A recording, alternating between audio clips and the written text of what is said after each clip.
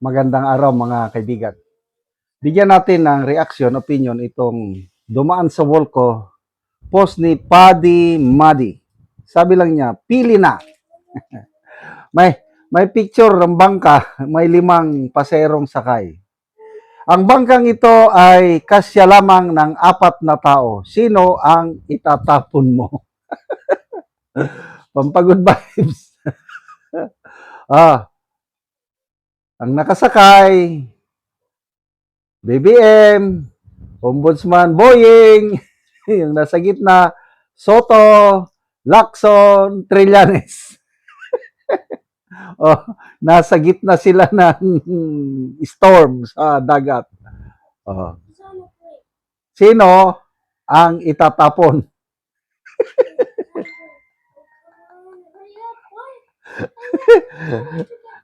Tingnan natin ang reaksyon. Ay, hindi mabilang ang mga reaksyon. Comments na lang. Nel, Gikaw, lahat sila. Hindi, isa nga lang eh. Ano pa? Maynard Mala, itaob na lang ang bangka para masolve na ang wish ni Cara David. Ronnie Kansin, itapon lahat. Yung bangka na lang ang isave. Sabay-sabay silang itapon. Nancy Marquez, walang ititira, itaob ang bangka. Ang mastermind, ang nasa pinakauna, ang nasa pinakauna, silang 4 para wala nang, 5 nga sila eh. Silang lahat na kaya, lahat sila, lahat naman deserve na itapon, pero yung first from left, dapat mauna. Sino bang first from left? Ayun. Yung pinakauna, yan daw ang pinakauna. Anyway, konting ano lang siguro ito, patawa.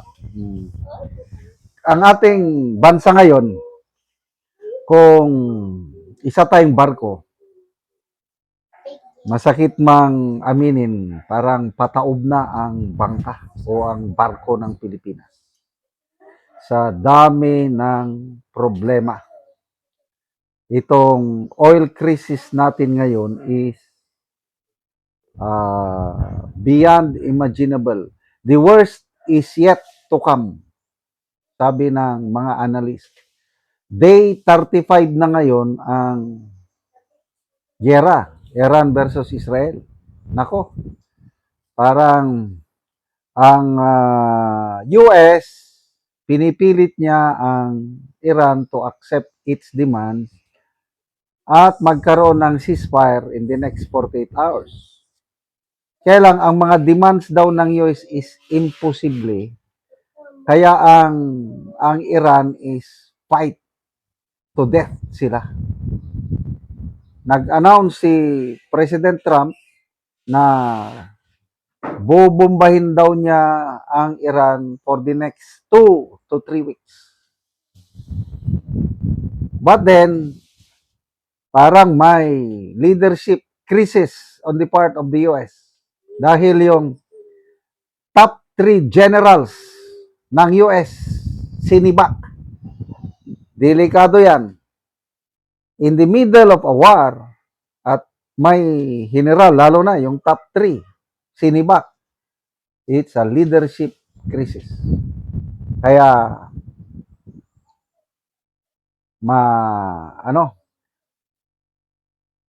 nakakatakot ang digmaang ito dahil sinimulan nila, sila lang nagsimula, apektado ang lahat, pati airline industry. Ang Pangulong Marcos nakapagsabi niya na baka mai-grounded ang mga flights. At ang mga ibang bansa din, ganun din, dahil sa sobrang pagmahal ng jet fuel. Tapos ang presyo ng langis, baka aabot daw ng $200 per barrel. Sa ngayon is $109 per barrel. At ang presyo is, sa amin dito, 125 pesos per litro ang diesel. Next week, magiging 170 na naman daw. Kaya kung aabot ng $200 per barrel, ano, baka magiging 250 ng ano. So, papaano yan? Nakakaano eh. Sabi nila, mas matinding problema pa daw ito kumpara sa COVID-19. Itong oil crisis. Bakit? Dahil yung COVID-19, pwedeng ma-contain pag pag nag-quarantine ka ng 14 days, namatay na yung virus. Ang oil crisis, hindi mo pwedeng i-quarantine. Kaya, mas mahirap na kalaban itong oil crisis ngayon. Magandang good news na sana yung in-announce ng DFA na pwede na daw makadaan ang mga barko papunta sa Pilipinas na magdadala ng langis. Ang mga Filipino seamen natin, pwede na daw makadaan. Kaya lang lumalabas ngayon, in the actual ground, wala. Kaya ang mga seamen, nagtatanong, clarification sa DFA, ano ba talaga? Kasi sa actual ground daw, ang pinapalusot pa lang doon sa Strait of Hormuz is only China. So, dapat maklarify ng DFA kung ano ba talaga. Baka masyado lang maaga yung pag-announce nila para lang masabi na may accomplishment. Kapuri-puri nga kung totoo na pumayag ang Iran. Kaya lang, ako, kahit nakakatuwang balita yon, hindi muna ako masyadong maniwala hanggat hindi mag-a-announce yung Iranian government na safe na nga po dumaan ang mga barko na magdadala ng langis papunta sa atin. So, balik tayo dito sa isyo. Sinong itatapon mo? Isa lang. Huwag naman lahat. Kawawa naman sila. Salamat mga kaibigan sa inyong pagsubaybay sa ating channel. Nakakatulong kayo ng malaki sa Tribong Talandig ng Bukidnon dahil ang sweldo natin sa channel na ito is pantulong po sa tribo. Namimigay tayo ng libreng yero at pako para makapagpatayo sila ng mas maayos na tirahan. Panoorin niyo ang video na ito.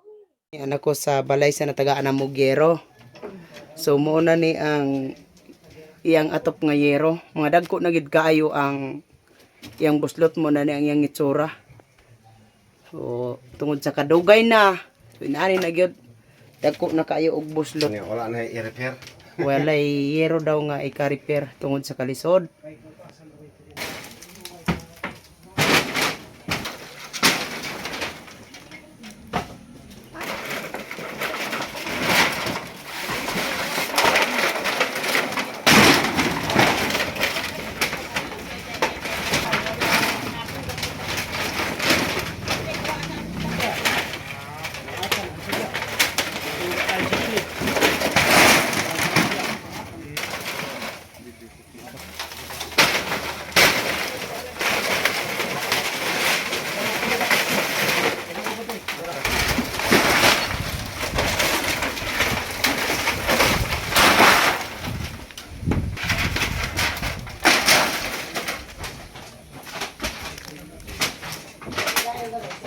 So mao na ni ang yero nga among gihatag sa mag-atop karon.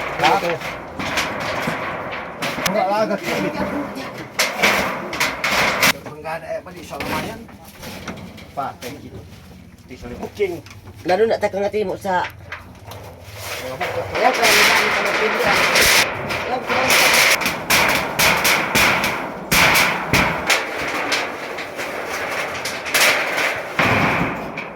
Og karon human na gyud sa pag-atop ang among gihatag nga yero. So napulihan na gyud tong mga daot nga mga yero nga ilang atop. Salamat sa Ginoo nga ang among 130 na katuig na pulian sa tabang sa sin. Sulbad na gyud ang among atop di na mimuulanan kay ang among kuana na gyud na dunot na. Tungod sa ulan. Sa ulan. Oo, sumo na ni ang kuan sa log ila ante. So salamat kayo ante. Salamat.